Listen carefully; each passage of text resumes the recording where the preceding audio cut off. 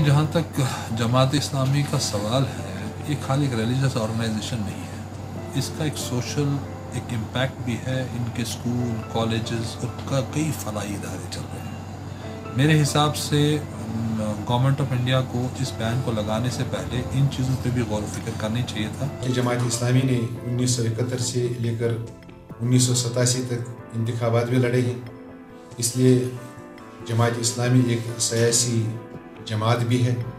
جماعت اسلامی والے عسکریت کے ساتھ ڈائریکٹلی یا انڈائریکٹلی وابستہ نہیں ہے. جماعت اسلامی کو بین کرنا، اس کو ان لافل آرگنائزیشن قرار دینا، یہ ایک سیاسی فیصلہ ہے جو غلط فیصلہ ہے مرکزی حکومت کی جانب سے. گورنمنٹ آف انڈیا سے دوبارہ اپیل کرتے ہیں کہ وہ اپنے اس کو دوبارہ سے ریوائز کریں، کیونکہ اس کا گراؤنڈ پہ ایک بڑا نسبت ایک امپیکٹ بنے گا. اس سے ایک کانفیڈنس بلڈنگ میجر نہیں بن رہا ہے، کانفیڈنس ڈیفیسٹ میجر بن رہا ہے.